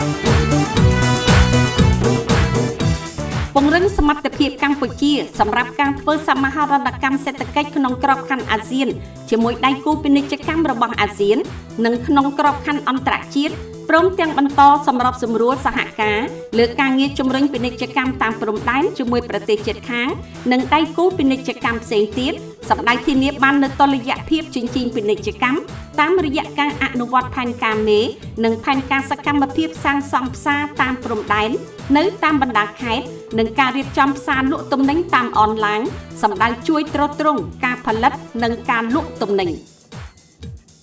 បន្តស្រាវជ្រាវនិងចុះបញ្ជីម៉ាកសម្គាល់ភូមិសាស្ត្រនិងម៉ាកសមូហភាពឲ្យបានកាន់តែច្រើនសម្ដៅលើកស្ទួយគុណភាពនិងការផ្គត់ផ្គង់ផលិតផលរបស់កម្ពុជាទៅកាន់ទីផ្សារក្នុងស្រុកនិងក្រៅប្រទេសនិងកាត់បន្ថយការនាំចូលបន្តអភិវឌ្ឍវិស័យពាណិជ្ជកម្មនៅថ្នាក់ក្រោមជាតិដោយបន្តអនុវត្តចលនាភូមិមួយផលិតផលមួយឲ្យបានទូលំទូលាយនិងមានប្រសិទ្ធភាពតាមរយៈជំរុញឲ្យប្រជាជនផលិតស្របតាមលក្ខខណ្ឌភូមិសាស្ត្រនិងលក្ខខណ្ឌទីផ្សារក្នុងប្រទេសនិងក្រៅប្រទេសផលិតឲ្យបានច្រើនមានគុណភាពល្អនិងបានថ្លៃខ្ពស់និងប្រើប្រាស់គំនិតច្នៃប្រឌិតនិងទេពកោសល្យរបស់ប្រជាជនតាមមូលដ្ឋានការគ្រប់គ្រងដីធ្លីនិងសំណង់ គណៈបកប្រជាជនកម្ពុជាបន្តអនុវត្តការកែតម្រង់ឲ្យកាន់តែសកម្មនិងស៊ីជម្រៅលើវិស័យដីធ្លីតាមរយៈការពង្រឹងការគ្រប់គ្រងដីធ្លីដោយជំរុញបញ្ចប់ការចុះបញ្ជីដីលើកដំបូងជំរុញការចុះបញ្ជីដីសហគមន៍ជនជាតិដើមភាគតិចនិងជំរុញការចុះបញ្ជីបន្តដីគ្រប់ប្រភេទព្រមទាំងផ្ដល់កម្មសិទ្ធិជូនអ្នកកាន់កាប់ដែលមានលក្ខណៈសម្បត្តិគ្រប់គ្រាន់តាមលក្ខខណ្ឌដាក់ចេញនៅវិធានការទប់ស្កាត់ការទន្ទ្រានកាន់កាប់ដីគ្រប់ប្រភេទរបស់រដ្ឋដោយខុសច្បាប់និងបន្តពិនិត្យធ្វើប្រទានកម្មដីជូនប្រជាជនរស់នៅនិងអាស្រ័យផលលើទីតាំងដីរដ្ឋជាពិសេសនៅតំបន់3និងតំបន់2នៃបឹងទន្លេសាបដែលជាមូលដ្ឋានចាស់បុរាណរបស់ប្រជាជននិងជំរុញការពង្រឹងគ្រប់យន្តការដោះស្រាយវិវាទដីធ្លីដើម្បីផ្ដល់ភាពសុខដុមរមនាក្នុងសង្គមបន្តអនុវត្តកម្មវិធីសម្បទានដីសង្គមគិច្ចដើម្បីចែកដីជូនប្រជាពលរដ្ឋស៊ីវិលក្រីក្រនិងឬផ្ទះជូនកងកម្លាំងកំពុងឈរជើងតាមព្រំដែននិងជូនអតីតកងកម្លាំងប្រដាប់អាវុធនិងគ្រួសារដែលក្រីក្រនិងខ្វះដីប្រកបដោយតម្លាភាពនិងសមធម៌បន្តពង្រឹងការកសាងផែនការរៀបចំដែនដីប្លង់គោលប្រើប្រាស់ដីនិងផែនការប្រើប្រាស់ដីជាពិសេសនៅតាមតំបន់អាទិភាពដើម្បីធានាការអភិវឌ្ឍប្រកបដោយចីរភាពបន្តកសាងនិងគ្រប់គ្រងស្ថានីយ៍វាស់វែងអចិន្ត្រៃយ៍ក៏ដូចជាការដាក់ឲ្យដំណើរការប្រព័ន្ធគ្រប់គ្រងព័ត៌មាននិងទិន្នន័យសូរិយោដីទិន្នន័យរៀបចំដែនដីនិងនគរូបនីយកម្មទិន្នន័យសំណង់និងលំនៅឋានទូទាំងប្រទេសប្រកបដោយប្រសិទ្ធភាពក្នុងបរិការនៃបច្ចេកវិទ្យា Digitalបន្តពង្រឹងការអភិវឌ្ឍវិស័យសំណង់អនុលោមទៅតាមច្បាប់ស្តីពីសំណង់និងបទដ្ឋានគតិយុត្តនគរូបនីយកម្មនិងបច្ចេកទេសដើម្បីធានាបានគុណភាពសន្តិសុខសុវត្ថិភាពសោភ័ណភាពសណ្ដាប់ធ្នាប់សាធារណៈនិងបរិស្ថានព្រមទាំងចាត់វិធានការទប់ស្កាត់ការសាងសង់លើដីចំណីសាធារណៈជំរុញការកសាងលំនៅឋានតម្លៃសមរម្យសម្រាប់ជួលនិងលក់ជូនប្រជាពលរដ្ឋដែលមានប្រាក់ចំណូលមធ្យមចំណូលទាបនិងជនងាយរងគ្រោះស្របតាមគោលនយោបាយជាតិស្តីពីលំនៅឋាននិងគោលនយោបាយស្តីពីការលើកទឹកចិត្តការបង្កើតកម្មវិធីជាតិសម្រាប់ការអភិវឌ្ឍលំនៅឋានតម្លៃសមរម្យការគ្រប់គ្រងធនធានធម្មជាតិនិងបរិស្ថានគណៈបកប្រជាជនកម្ពុជាបន្តដាក់ចេញនូវគោលនយោបាយកាត់បន្ថយការបំពុលបរិស្ថានពង្រឹងការគ្រប់គ្រងសំណល់ទីប្រជុំជនផ្លាស្ទិកនិងសំណល់គ្រោះថ្នាក់ការត្រួតពិនិត្យការបំពុលទឹកខ្យល់និងសំឡេងព្រមទាំងបន្តជំរុញថាមពលស្អាតប្រសិទ្ធភាពថាមពលការអនុវត្តកសិកម្មឆ្លាតធន់នឹងអាកាសធាតុការដឹកជញ្ជូនបៃតងដំណើរការឧស្សាហកម្មស្អាតការអនុវត្តសេដ្ឋកិច្ចចក្រាយន្តការវិតម្លៃហេតុប៉ះពាល់បរិស្ថានវិញ្ញាបនកម្មបៃតងនិងការប្រតិបត្តិមេត្រីភាពបរិស្ថានពង្រឹងការគ្រប់គ្រងតំបន់ការពារធម្មជាតិការអភិរក្សជីវៈចម្រុះនិងការប្រើប្រាស់ធនធានធម្មជាតិប្រកបដោយចីរភាពដោយបន្តចុះបញ្ជីដីរដ្ឋបោះបង្គោលព្រំពង្រឹងការអនុវត្តច្បាប់ស្ដារទីជម្រកនិងពូជសត្វព្រៃនិងអភិរក្សប្រព័ន្ធការពារធម្មជាតិដើម្បីធានាមុខងារសេវាកម្មអេកូឡូស៊ីក៏ដូចជាបន្តលើកកម្ពស់ជីវភាពប្រជាពលរដ្ឋនិងពិពិធកម្មមូលដ្ឋានសេដ្ឋកិច្ចនៃសហគមន៍តំបន់ការពារធម្មជាតិតាមរយៈការអនុវត្តគោលនយោបាយរដ្ឋការលើកទឹកចិត្តដល់វិនិយោគឯកជនការដាំដំណាំចម្រុះដំណាំសេដ្ឋកិច្ចនិងឈើឧស្សាហកម្មនិងការចិញ្ចឹមសត្វដែលមានភាពធន់នឹងអាកាសធាតុបន្តលើកកម្ពស់ការផ្សព្វផ្សាយអំពីបរិស្ថាននិងការប្រែប្រួលអាកាសធាតុដោយបង្កើនមធ្យោបាយផ្សព្វផ្សាយអ្នកវានុវត្តន៍និងជំរុញការចូលរួមពីដៃគូដើម្បីលើកកម្ពស់ការយល់ដឹងនិងការទទួលខុសត្រូវរបស់ប្រជាពលរដ្ឋចំពោះបរិស្ថានព្រមទាំងរឹតចំណងជិតស្និទ្ធរវាងមនុស្សនិងធម្មជាតិតាមរយៈការជំរុញស្មារតីកម្ពុជាមាតុភូមិខ្ញុំនិងទេសចរផ្សារភ្ជាប់ជាមួយធម្មជាតិនិងទឹកដីលើកកម្ពស់ការទូតបៃតងដោយបន្តចូលរួមជាមួយសហគមន៍ប្រជាជាតិក្នុងការអនុវត្តការកាតព្វកិច្ចអន្តរជាតិពាក់ព័ន្ធនឹងបរិស្ថានរួមចំណែកដោះស្រាយបញ្ហាបរិស្ថានសកលនិងជំរុញរបៀបវារៈបៃតងការប្រែប្រួលអាកាសធាតុអព្យាក្រឹតកាបូនទីផ្សារកាបូននិងហិរញ្ញប្បទានអាកាសធាតុសម្ដៅលើកស្ទួយកិត្យានុភាពរបស់កម្ពុជាលើឆាកអន្តរជាតិនិងទាញយកឧត្តមប្រយោជន៍ជូនជាតិមាតុភូមិការអភិវឌ្ឍទេសចរគណៈបកប្រជាជនកម្ពុជាបន្តគោលនយោបាយជំរុញវិស័យទេសចរកម្ពុជាជាទេសចរវប្បធម៌និងធម្មជាតិដែលត្រូវបានចាត់ទុកជាមាសបៃតង ការអភិវឌ្ឍទេសចរណ៍គឺជាការរួមចំណែកអភិវឌ្ឍសង្គមសេដ្ឋកិច្ចផ្ដល់ឱកាសការងារប្រាក់ចំណូលនិងលើកកម្ពស់ជីវភាពរបស់ប្រជាជនបន្តអនុវត្តគោលនយោបាយផែនការយុទ្ធសាស្ត្រសំខាន់ៗដើម្បីជំរុញការលើកកម្ពស់ប្រកបដោយប្រសិទ្ធភាពក្នុងការគ្រប់គ្រងនិងការអភិវឌ្ឍទេសចរណ៍ស្របតាមចក្ខុវិស័យឆ្ពោះទៅគោលដៅអនាគតនៃទេសចរណ៍កម្ពុជាស្អាតបៃតងនិងចីរភាពដើម្បីទាក់ទាញទេសចរណ៍អន្តរជាតិប្រមាណ8លាននាក់និងទេសចរណ៍ផ្ទៃក្នុងប្រមាណ16លាននាក់នៅឆ្នាំ2028បន្តជំរុញការអភិវឌ្ឍហេដ្ឋារចនាសម្ព័ន្ធគាំទ្រវិស័យទេសចរណ៍ដូចជាផ្លូវទឹកស្អាតអគ្គិសនីព្រលានយន្តហោះកំពង់ផែប្រព័ន្ធទូរគមនាគមន៍និងមូលដ្ឋានសម្បទាសេវាកម្មគាំទ្រផ្សេងទៀតឲ្យបានល្អប្រសើរសម្ដៅបង្កើនការទាញជាអតិបរមានៃវិស័យទេសចរនិងពង្រីកការងារថ្មីដើម្បីជំរុញឧត្តមភាពប្រកួតប្រជែងទេសចរដែលជាទេសចរដ៏ទាក់ទាញប្រកបដោយសុវត្ថិភាពនិងផាសុកភាពជំរុញការអភិវឌ្ឍផលិតផលនិងសេវាកម្មទេសចរប្រកបដោយអ្នកវិនិយោគនិងភាពច្នៃប្រឌិតជាពិសេសការពង្រឹងគុណភាពសេវាកម្មទេសចរក៏ដូចជាការសម្រួលការធ្វើដំណើរនិងដឹកជញ្ជូនទេសចរប្រកបដោយសុវត្ថិភាពតាមរយៈការពង្រឹងសមត្ថភាពសិក្សាទីផ្សារនិងផ្សព្វផ្សាយទេសចរការប្រើប្រាស់បច្ចេកវិទ្យាថ្មីការលើកកម្ពស់ប្រសិទ្ធភាពអភិបាលកិច្ចនិងការអភិវឌ្ឍធនធានមនុស្សបង្កើនការអនុវត្តវិធានសុវត្ថិភាពទេសចរផែនទីចង្អុលផ្លូវ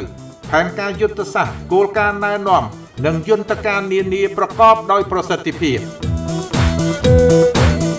បន្តជំរុញសកម្មភាពទេសចរផ្ទៃក្នុងនិងលំហូរទេសចរអន្តរជាតិក្នុងការទស្សនាកម្ពុជាស្របនឹងការអប់រំលើកទឹកចិត្តប្រជាជនឲ្យចូលរួមកិច្ចអភិវឌ្ឍទេសចរប្រកបដោយភាពទាក់ទាញ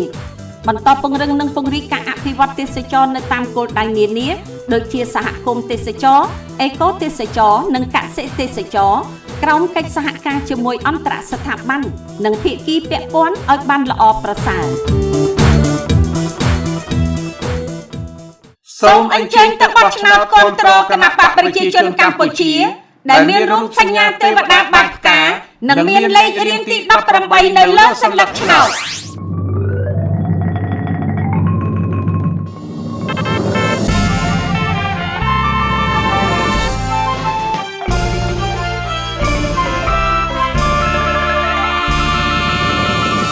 ជ័យយោគណបក្សប្រជាជនកម្ពុជាដល់រុងរឿង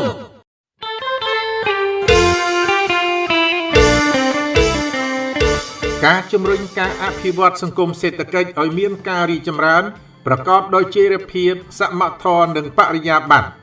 ការគ្រប់គ្រងស្ថិរភាពម៉ាក្រូសេដ្ឋកិច្ចនិងហិរញ្ញវត្ថុសាធារណៈ 1. ការបន្តធានាស្ថិរភាពសេដ្ឋកិច្ចនិងជំរុញកំណើនសេដ្ឋកិច្ចខ្ពស់ដើម្បីរក្សានិងពង្រីកបានសមិទ្ធផលធំបន្តទៀតនិងសម្ដៅសម្រេចចក្ខុវិស័យកម្ពុជាឆ្នាំ2030ជាប្រទេសមានចំណូលមធ្យមកម្រិតខ្ពស់គណៈបកប្រជាជនកម្ពុជានឹងបន្តធានាស្ថិរភាពនិងជំរុញកំណើនសេដ្ឋកិច្ចខ្ពស់ទន្ទឹមនឹងការជំរុញពង្រឹងការកសាងភាពធន់នៃសេដ្ឋកិច្ចនិងសង្គមឲ្យកាន់តែរឹងមាំនិងមានភាពឆ្លើយតបខ្ពស់ដោយផ្អែកលើបវចនាកំណើនការងារសមត្ថភាពប្រសិទ្ធភាពនិងចីរភាពតាមរយៈគោលនយោបាយជាអាទិភាពដូចខាងក្រោមបន្តពង្រឹងយន្តការគ្រប់គ្រងហានិភ័យនិងវិបត្តិសេដ្ឋកិច្ចនិងហិរញ្ញវត្ថុព្រមទាំងកិច្ចអន្តរាគមន៍ក្នុងសេដ្ឋកិច្ចនិងពង្រឹងគោលនយោបាយរូបិយវត្ថុបន្តពង្រឹងប្រព័ន្ធហិរញ្ញវត្ថុឯកជនឬវិស័យហិរញ្ញវត្ថុនិងពង្រឹងការគ្រប់គ្រងវិស័យហិរញ្ញវត្ថុមិនមែនធនាគារបន្តអភិវឌ្ឍហេដ្ឋារចនាសម្ព័ន្ធប្រព័ន្ធបច្ចេកវិទ្យាហិរញ្ញវត្ថុបន្តជំរុញការធ្វើពិពិធកម្មសេដ្ឋកិច្ចតាមរយៈការពង្រឹងក្បាលម៉ាស៊ីនកំណើនដែលមានស្រាប់និងជំរុញការអនុវត្តគោលនយោបាយសំខាន់បន្តគាំទ្រការអភិវឌ្ឍសហគ្រាសធុនតូចនិងមធ្យមរួមទាំងវិស័យសេដ្ឋកិច្ចក្រៅប្រព័ន្ធនិងជំរុញវិនិយោគសាធារណៈ 2. ការរក្សាចីរភាពថវិកាជាតិត្រូវមានចីរភាពដើម្បីគាំទ្រស្ថិរភាពម៉ាក្រូសេដ្ឋកិច្ចរក្សាកំណើននិងការអភិវឌ្ឍពិសេសកាត់បន្ថយភាពក្រីក្រនិងលើកកម្ពស់ជីវភាពប្រជាជន ក្នុងន័យនេះគណៈបកនឹងបន្តប្រកាន់ខ្ជាប់នៅគោលនយោបាយអតិភិបដូចខាងក្រោមបន្តអនុវត្តកម្មវិធីកែតម្រង់ការគ្រប់គ្រងហិរញ្ញវត្ថុសាធារណៈឆ្ពោះទៅរកកម្រិតស្តង់ដារអន្តរជាតិបន្តអនុវត្តយ៉ាងខ្ជាប់ខ្ជួននៅការដ្ឋានកែតម្រង់ការគ្រប់គ្រងចំណូលថវិកាជាតិបន្តចាត់វិធានការបង្កើនប្រសិទ្ធភាពចំណាយបន្តពង្រឹងភាពប្រុងប្រយ័ត្នខ្ពស់ក្នុងការគ្រប់គ្រងបំណុលសាធារណៈបន្តជំរុញការអភិវឌ្ឍមូលបត្ររដ្ឋជាយន្តការនិងឧបករណ៍ហិរញ្ញប្បទានពង្រឹងការកែតម្រង់ការគ្រប់គ្រងការងារអធិការកិច្ចហិរញ្ញវត្ថុនិងសវនកម្ម 3. ការបង្កើនបរិយាបន្ននៃកំណើនសេដ្ឋកិច្ចជាមួយនឹងកំណើនសេដ្ឋកិច្ចខ្ពស់កម្ពុជាត្រូវបង្កើនលំហបរិយាបន្នដល់គ្រប់តួអង្គជាពិសេសប្រជាជនក្រីក្រជួបការលំបាកនិងងាយរងគ្រោះត្រូវទទួលបានឱកាសនិងលទ្ធភាពចូលរួមនិងទទួលផលពីកំណើនដើម្បីទទួលបានការគាំពារនិងការការពារខ្លួនក្នុងន័យនេះគោលនយោបាយជាអាទិភាពរួមមានបន្តដាក់ចេញកញ្ចប់វិធានការអន្តរាគមន៍សង្គមសេដ្ឋកិច្ចដោយយកមនុស្សជាអាទិភាពទី1ដើម្បីដោះស្រាយផលប៉ះពាល់ផ្សេងៗបន្តអភិវឌ្ឍនិងពង្រឹងប្រព័ន្ធសុខាភិបាលនិងពង្រីកប្រព័ន្ធគាំពារសង្គមទាំងគុណភាពនិងវិសាលភាពបន្តកែលម្អប្រព័ន្ធស្បៀងបម្រុងកម្ពុជាឲ្យមានលទ្ធភាពកាន់តែច្រើននិងអនុវត្តរហ័សទាន់ចិត្តបន្តអនុវត្តគោលនយោបាយមិនយកពន្ធលើដីកសិកម្មជាលក្ខណៈគ្រួសារនិងផ្ដល់ការលើកទឹកចិត្តផ្នែកពន្ធចំពោះការដាំដុះការប្រមូលទិញនិងការផលិតអង្ករដើម្បីនាំចេញបន្តកាត់បន្ថយចំណាយនៃការរស់នៅរបស់ប្រជាជនតាមរយៈយន្តការរក្សាស្ថិរភាពថ្លៃម្ហូបអាហារនិងកាត់បន្ថយថ្លៃទឹកភ្លើងសម្រាប់ប្រជាជនទូទៅជាពិសេសអ្នកដែលរស់នៅទីជនបទបន្តអនុវត្តការមិនយកកម្រៃសេវាលើការធ្វើអត្តសញ្ញាណប័ណ្ណសៀវភៅគ្រួសារសៀវភៅស្នាក់នៅសេវាអត្រានុកូលដ្ឋានបន្តអនុវត្តគោលការណ៍លុបការបង់ភាសីនិងការបង់ថ្លៃផ្សេងទៀតចំពោះការលក់ដូររបស់ប្រជាពលរដ្ឋតាមកញ្ច្រែងកញ្ជើល្អីនៅតាមទីផ្សារនានានៅទូទាំងប្រទេសអាជីវករលក់ដូរតាមផ្សាររដ្ឋនិងទីតាំងផ្សាររដ្ឋមានសិទ្ធិកាន់កាប់ប្រើប្រាស់និងអាស្រ័យផលលើតូបរៀនស្តង់លក់ដូរនិងមានសិទ្ធិផ្ទេរសិទ្ធិទាំងនេះឲ្យកូនចៅឬអ្នកដទៃបានបន្តអនុវត្តគោលនយោបាយលើកលែងពន្ធប្រថាប់ត្រាលើការផ្ទេរអចលនទ្រព្យនៅក្នុងរង្វង់ញាតិស្របតាមបទបញ្ញត្តិបន្តដំឡើងបៀវត្សជូនមន្ត្រីរាជការស៊ីវិលនិងកងកម្លាំងប្រដាប់អាវុធរួមទាំងដំឡើងកម្រិតអបបរមានៃប្រាក់ឈ្នួលកម្មករដែលជាប់ពន្ធលើបៀវត្សក្នុងកម្រិតសមស្របបន្តអនុវត្តគោលនយោបាយមិនយកពន្ធលើប្រាក់បៀវត្សអបបរមារបស់មន្ត្រីរាជការគ្រប់ប្រភេទនិងប្រាក់ឈ្នួលអបបរមារបស់កម្មករនិយោជិតបន្តបង្កើនកញ្ចប់ថវិកាសម្រាប់រដ្ឋបាលថ្នាក់ក្រោមជាតិដោយផ្ដោតជាពិសេសលើរដ្ឋបាលមូលដ្ឋាន 4. ការពង្រឹងសមត្ថភាពប្រកួតប្រជែងគណៈបកនឹងបន្តប្រកាន់ខ្ជាប់នូវគោលនយោបាយអាទិភាពដូចខាងក្រោមលើកកម្ពស់ឧត្តមភាពប្រកួតប្រជែងតាមរយៈការអភិវឌ្ឍវិស័យឧស្សាហកម្មការលើកកម្ពស់គុណភាពស្ថាប័នសេដ្ឋកិច្ចការពង្រីកការចាប់យកដៃគូពាណិជ្ជកម្មក្នុងក្របខ័ណ្ឌទ្វេភាគីនិងពហុភាគីជំរុញ Digital លោកពាណិជ្ជកម្មសង្គមសេដ្ឋកិច្ចទាំងក្នុងវិស័យសាធារណៈនិងក្នុងវិស័យឯកជនជាពិសេសការកសាងហេដ្ឋារចនាសម្ព័ន្ធទាំងផ្នែករឹងនិងផ្នែកទន់ Logistics ថាមពលបៃតងនិងបច្ចេកវិទ្យា Digital ប្រកបដោយគុណភាពខ្ពស់បន្តជំរុញការអភិវឌ្ឍធនធានមនុស្សនិងមូលធនមនុស្សតាមរយៈការលើកកម្ពស់គុណភាពអប់រំនិងការបណ្ដុះបណ្ដាលជំនាញបច្ចេកទេសវិជ្ជាជីវៈគ្រប់កម្រិត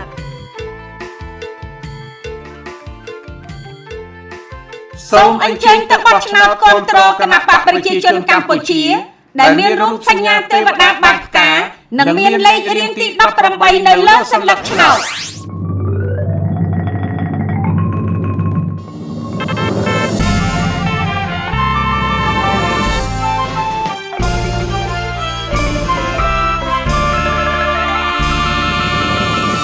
ជ័យយោគណៈបក្សប្រជាជនកម្ពុជាដល់រុងរឿងគោលនយោបាយធំជាអាទិភាពនយោបាយក្នុងប្រទេស ការការពារសន្តិភាពស្ថិរភាពនយោបាយនិងរាល់សមិទ្ធផលសង្គមជាតិឲ្យរឹងមាំថិតថេរគង់វង្សសន្តិភាពស្ថិរភាពនយោបាយនិងរាល់សមិទ្ធផលនៃសង្គមជាតិដែលប្រជាជនកម្ពុជាសម្រេចបានក្រោមការដឹកនាំរបស់គណៈបកប្រជាជនកម្ពុជាក្នុងដំណើរតស៊ូយ៉ាងប្តូរផ្ដាច់និងលំបាកជាទីបំផុតដើម្បីការរស់ឡើងវិញនឹងការគង់វង្សថិតថេររីកចម្រើនរបស់ជាតិរយៈពេល44ឆ្នាំមកនេះមានគុណតម្លៃដ៏ឧត្តមវិសេសវិសាលបំផុតទាំងផ្នែកសម្ភារៈនិងស្មារតីសម្រាប់ប្រជាជាតិខ្មែរទាំងមូលនៅក្នុងបរិបទរបស់កម្ពុជាសន្តិភាពគឺជាមូលដ្ឋានគ្រឹះសម្រាប់ការអភិវឌ្ឍដោយចីរភាពនិងអត្ថិភាពនៃលទ្ធិប្រជាធិបតេយ្យបើគ្មានសន្តិភាពនឹងពុំមានការអភិវឌ្ឍឡើយហើយក៏ពុំមានលទ្ធិប្រជាធិបតេយ្យពិតប្រាកដដែរអាស្រ័យហេតុនេះការធានាចីរភាពនៃសន្តិភាពគឺជាភារកិច្ចចម្បងជាយុទ្ធសាស្ត្រមួយរបស់គណៈបកប្រជាជនកម្ពុជានៅគ្រប់កាលៈទេសៈដែលត្រូវតែពុះពៀសម្រេចឲ្យបានទោះបីត្រូវបង់ដោយតម្លៃណាក៏ដោយពង្រឹងការឯកភាពជាតិសម្ដៅទប់ស្កាត់និងកម្ចាត់គ្រប់ទម្រង់នៃនយោបាយនិងសកម្មភាពជ្រុលនិយមបង្កឡើងដោយបុគ្គលក្រុមពួកឬអង្គការចាត់តាំងនយោបាយណាមួយឬមជ្ឈដ្ឋានអមិត្តផ្សេងទៀតដែលព្យាយាមញុះញង់បង្កការបែកបាក់ជាតិបង្កើតភាពវឹកវរសង្គមបំផ្លាញស្ថិរភាពនយោបាយដើម្បីសម្រេចឧបាយកលទុច្ចរិតរបស់ពួកគេក្នុងការប៉ុនប៉ងផ្លាស់ប្ដូររបបនយោបាយនៅកម្ពុជាតាមបែបឧទាមដែលផ្ទុយទាំងស្រុងពីគោលការណ៍នៃលទ្ធិប្រជាធិបតេយ្យនិងរំលោភបំពានលើរដ្ឋធម្មនុញ្ញនៃព្រះរាជាណាចក្រកម្ពុជាបុគ្គលឬអង្គការចាត់តាំងណាដែលបានប្រព្រឹត្តសកម្មភាពជ្រុលនិយមបែបនេះត្រូវតែទទួលការផ្ដន្ទាទោសយ៉ាងម៉ឺងម៉ាត់តាមច្បាប់ជាធរមានដើម្បីទប់ស្កាត់មិនឲ្យមានការបែកបាក់ជាតិនិងសង្គ្រាមសាជាថ្មីទៀតបន្តលើកកម្ពស់ស្មារតីថែរក្សាសន្តិភាពតាមរយៈការរៀបចំពិធីជួបជុំនៅថ្ងៃទី29ខែធ្នូជារៀងរាល់ឆ្នាំដើម្បីរំលឹកខួបនៃការបញ្ចប់សង្គ្រាមស៊ីវិលនៅកម្ពុជាតាមរយៈនយោបាយឈ្នះឈ្នះនិងការកសាងវិមានឈ្នះឈ្នះការបន្តកសាងស្ដូបអនុស្សាវរីយ៍នៃនយោបាយឈ្នះឈ្នះនៅតាមតំបន់មួយចំនួនដោយផ្សារភ្ជាប់នឹងប្រវត្តិសាស្ត្រជាក់ស្ដែងការរំលឹកអំពីនយោបាយឈ្នះឈ្នះតាមរយៈការបោះពុម្ពផលិតឯកសារនិងរូបភាពផ្សេងការបង្កើនការអប់រំសិស្សនិស្សិតយុវជនមន្ត្រីរាជការកងកម្លាំងប្រដាប់អាវុធនិងគ្រប់ស្រទាប់ប្រជាជនផ្សេងទៀតឲ្យយល់ច្បាស់អំពីប្រវត្តិនៃការកសាងសន្តិភាពគុណតម្លៃនៃសន្តិភាពកាតព្វកិច្ចការពារសន្តិភាពនិងរាល់សមិទ្ធផលនៃសង្គមជាតិការលើកកម្ពស់ជីវភាពរបស់ប្រជាជនគ្រប់រូបទាំងខាងសម្ភារៈនិងស្មារតីឲ្យបានសមរម្យប្រកបដោយភាពថ្លៃថ្នូរប្រជាជនជាគោលដៅនៃនយោបាយនិងសកម្មភាពរបស់គណៈបកប្រជាជនកម្ពុជានៅគ្រប់កាលៈទេសៈបព្វហេតុរបស់ប្រជាជនគឺជាបព្វហេតុរបស់គណៈបកទុក្ខលំបាករបស់ប្រជាជនគឺជាភារកិច្ចរបស់គណៈបក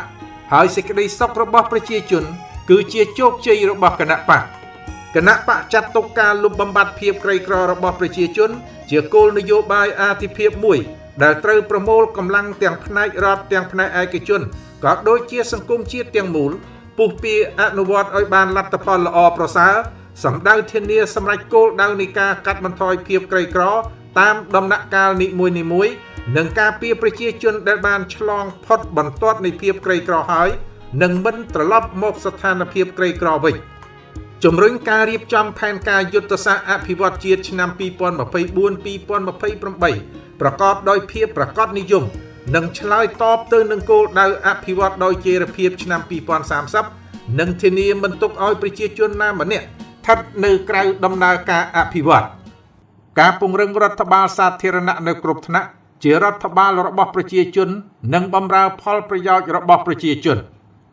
គណៈបកប្រជាជនកម្ពុជាមានឆន្ទៈយ៉ាងមុតមមក្នុងការបន្តពង្រឹងរដ្ឋបាលសាធារណៈនៅគ្រប់ថ្នាក់ឲ្យคล้ายទៅជារដ្ឋបាលទំនើបមានសមត្ថភាពស្អាតស្អំជារដ្ឋបាលរបស់ប្រជាជននិងបម្រើផលប្រយោជន៍របស់ប្រជាជនយ៉ាងពិតប្រាកដផ្អែកលើគោលបំណងដ៏ពិសិដ្ឋនេះគណៈបកមានគោលនយោបាយដូចខាងក្រោម រៀបចំពង្រឹងនិងកែលម្អរចនាសម្ព័ន្ធប្រព័ន្ធគ្រប់គ្រងការងារការបែងចែកមុខងារតួនាទីនិងការទទួលខុសត្រូវរបស់ស្ថាប័នសាធារណៈនីមួយៗឲ្យបានច្បាស់លាស់ក្នុងការរៀបចំគោលនយោបាយយុទ្ធសាស្ត្រស្តង់ដារជាតិការតាមដានត្រួតពិនិត្យអធិការកិច្ចការផ្ដល់ការគាំទ្រនិងអន្តរាគមន៍និងការទទួលខុសត្រូវក្នុងការផ្ដល់សេវាសាធារណៈលើកកម្ពស់តួនាទីសិទ្ធិអំណាចនិងការទទួលខុសត្រូវរបស់ស្ត្រីយុវជនជនមានពិការភាពក្នុងវិស័យសាធារណៈរួមទាំងការអភិវឌ្ឍសមត្ថភាពដល់មន្ត្រីជាស្ត្រីយុវជននិងជនមានពិការភាពដើម្បីទទួលបានមុខតំណែងគ្រប់គ្រងនានាក្នុងស្ថាប័នសាធារណៈលើកកម្ពស់សិទ្ធិអំណាចនិងការចូលរួមរបស់ប្រជាពលរដ្ឋក្នុងការធ្វើសេចក្តីសម្រេចចិត្តនានាពាក់ព័ន្ធនឹងការផ្ដល់សេវាសាធារណៈនិងការអភិវឌ្ឍសេដ្ឋកិច្ចមូលដ្ឋានលើកកម្ពស់និងពង្រឹងភាពជាដៃគូរវាងរដ្ឋបាលសាធារណៈជាមួយនឹងអង្គការសង្គមស៊ីវិលនិងវិស័យឯកជនក្នុងការគៀកធនធាននិងរួមចំណែកដល់ការផ្ដល់សេវាសាធារណៈនិងការអភិវឌ្ឍសេដ្ឋកិច្ចមូលដ្ឋានពង្រឹងភាពស្អាតស្អំនិងការតាប់កិច្ចទទួលខុសត្រូវរបស់រដ្ឋបាលគ្រប់ថ្នាក់ប្រកបដោយលក្ខណៈទំនើបនិងតម្លាភាពអរគុណសន្តិភាពសូមអញ្ជើញទៅបោះឆ្នោតគាំទ្រគណបក្សប្រជាជនកម្ពុជាដែលមានរូបសញ្ញាទេវតាបាច់ផ្កានិងមានលេខរៀងទី18នៅលើសន្លឹកឆ្នោត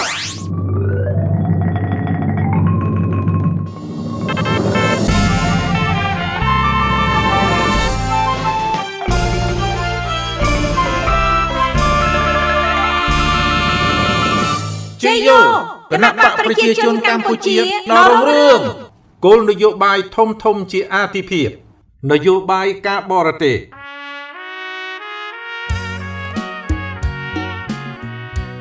ក្នុងបរិយាកាសនៃការប្រកួតប្រជែងដ៏តានតឹងនិងភាពមិនប្រកបប្រជាក្នុងទំនាក់ទំនងអន្តរជាតិកម្ពុជាក៏ដូចជាប្រទេសតូចនិងមធ្យមជាច្រើនទៀតនឹងបន្តទទួលរងនូវឥទ្ធិពលសម្ពាធនិងផលវិបាកនៃវិបត្តិនានាពីខាងក្រៅដែលបន្តគំរាមកំហែងដល់ស្ថិរភាពតំបន់និងការកសាងសហគមន៍អាស៊ានហានិភ័យពិតៗនៃលទ្ធភាពជ្រុលជ្រោះនៅឧបទ្វីបកូរ៉េច្រកតៃវ៉ាន់និងសមុទ្រចិនខាងត្បូងក៏ប៉ុន្តែកម្ពុជាក៏អាចប្រើប្រាស់នៅកាលានុវត្តភាពដែលកើតឡើងដោយសារជោគជ័យនៃការធ្វើប្រធានអាស៊ានកិច្ចប្រឹងប្រែងដែលត្រូវបានទទួលស្គាល់ក្នុងការជួយរកច្រកចេញសម្រាប់វិបត្តិនៅមីយ៉ាន់ម៉ានិងការបង្ហាញយ៉ាងប្រធាក់នៅការអនុវត្តនយោបាយការបរទេសឯករាជ្យដោយផ្អែកលើច្បាប់ជាពិសេសក្នុងករណីជំហរចំពោះសង្គ្រាមនៅអ៊ុយក្រែនដើម្បីផ្ដល់យុត្តិធម៌ដល់ប្រទេសយើងការយោគយល់ចំពោះលក្ខណៈដោយឡែកនៃស្ថានភាពកម្ពុជានិងការគោរពអធិបតេយ្យនិងឯករាជ្យជាតិយើងក្នុងស្ថានភាពដូចរៀបរាប់ខាងលើនយោបាយការបរទេសកម្ពុជានឹងផ្ដោតសារៈសំខាន់និងផលប្រយោជន៍លើការងារចម្បងដូចតទៅ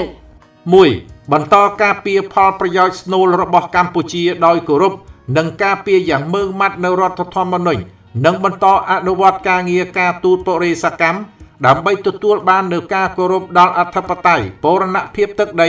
ឯករាជ្យនិងការទទួលស្គាល់នូវបំណងប្រាថ្នានិងភាពចាំបាច់ក្នុងការរក្សាសន្តិភាពស្ថិរភាពនិងការអភិវឌ្ឍសង្គមសេដ្ឋកិច្ចប្រមូលនិងប្រើប្រាស់កិច្ចប្រឹងប្រែងរួមរបស់បករាជរដ្ឋាភិបាលស្ថាប័ននីតិបញ្ញត្តិនិងស្ថាប័នអង្គការមហាជនដើម្បីប្រឆាំងនឹងការជ្រៀតជ្រែកចូលកិច្ចការផ្ទៃក្នុងការពារផលប្រយោជន៍ពលរដ្ឋកម្ពុជានៅក្រៅប្រទេសការពារកិត្តិយសនិងកិត្តិនាមប្រទេសជាតិ 2. បន្តអនុវត្តនយោបាយការបរទេសឯករាជ្យដោយផ្អែកលើច្បាប់ការគោរពនិយមគោលបំណងនិងគោលការណ៍នានានៃធម្មនុញ្ញរបស់អង្គការសហប្រជាជាតិនិងអាស៊ានបន្តអនុវត្តការទូតទន់ភ្លន់តែម៉ឺងម៉ាត់បត់បែននិងថ្លឹងថ្លែងស្របតាមការផ្លាស់ប្ដូរផ្នែកយុទ្ធសាស្ត្រភូមិសាស្ត្រនយោបាយតំបន់និងពិភពលោកស្ដារឡើងវិញនៅទំនាក់ទំនងប្រពៃណីជាមួយប្រទេសជាមិត្តចាស់កសាងទំនាក់ទំនងមិត្តភាពសហប្រតិបត្តិការជាមួយមិត្តថ្មីបន្ថែមការយកចិត្តទុកដាក់ទៅកាន់បណ្ដាប្រទេសក្នុងតំបន់អាមេរិកកណ្ដាលអាមេរិកឡាទីនអាហ្វ្រិកមជ្ឈិមបូព៌ាអាស៊ីកណ្ដាលថែទាំនិងពង្រឹងពង្រីកទំនាក់ទំនងជាមួយប្រទេសជាមិត្តជិតខាងនៅក្នុងតំបន់ 3. រួមចំណែកកាន់តែសកម្មក្នុងកិច្ចប្រឹងប្រែងតំបន់និងសកលលោក ដើម្បីថែរក្សានិងពង្រឹងសន្តិភាពស្ថិរភាពនិងវិបុលភាពបន្តប្រយុទ្ធប្រឆាំងនឹងផលប៉ះពាល់អវិជ្ជមាននៃការប្រែប្រួលអាកាសធាតុអក្រិតកម្មឆ្លងដែនគ្រប់ប្រភេទអំពើភេរវកម្មជំងឺឆ្លងនានាបន្តរួមចំណែកក្នុងប្រតិបត្តិការរក្សាសន្តិភាពរបស់អង្គការសហប្រជាជាតិនិងការបោះសម្អាតមីននិងយុទ្ធភ័ណ្ឌមិនទាន់ផ្ទុះរួមចំណែកក្នុងការពង្រឹងពហុភាគីនិយមចូលរួមយ៉ាងសកម្មក្នុងវេទិកាតំបន់និងអន្តរជាតិប្រើប្រាស់សន្ទុះវិជ្ជមានដែលបានមកពីជោគជ័យនៃការធ្វើប្រធានអាស៊ានដើម្បីពង្រឹងតួនាទីរបស់កម្ពុជាក្នុងសហគមន៍នេះផងនិងក្នុងឆាកអន្តរជាតិផងតាមរយៈតួនាទីកាន់តែសំខាន់របស់អាស៊ានក្នុងកិច្ចសន្ទនាការពិគ្រោះយោបល់និងការសម្របសម្រួលបន្តដើរតួនាទីជាអ្នកសម្រួលការចរចាការស្វែងរកច្រកសន្ទនានិងដោះស្រាយបញ្ហានានាតាមផ្លូវនយោបាយក្នុងឋានៈជាប្រទេសដែលមិនស្វែងរកផលប្រយោជន៍ផ្ទាល់ខ្លួនអ្វីក្រៅពីសន្តិភាពស្ថិរភាពនិងការផ្សះផ្សា 4. រឹតចំណងខាងសេដ្ឋកិច្ចជាមួយដៃគូចាស់និងថ្មីទំនាក់ទំនងល្អខាងផ្នែកសេដ្ឋកិច្ចពាណិជ្ជកម្មនិងវិនិយោគមិនត្រឹមតែរួមចំណែកដល់ការអភិវឌ្ឍសេដ្ឋកិច្ចសង្គមក្នុងស្រុកយើងប៉ុណ្ណោះទេប៉ុន្តែថែមទាំងបង្ខិតប្រទេសយើងជាមួយប្រទេសដៃគូឲ្យកាន់តែជិតស្និទ្ធខាងផ្នែកនយោបាយទៀតផងយុទ្ធសាស្ត្រការទូតសេដ្ឋកិច្ចដែលត្រូវបានប្រកាសឲ្យប្រើនៅដើមឆ្នាំ2021នឹងរួមចំណែកយ៉ាងសំខាន់ក្នុងការសម្រេចគោលដៅខាងលើនេះដោយជំរុញការទាក់ទាញវិនិយោគស្វែងរកទីផ្សារសម្រាប់ផលិតផល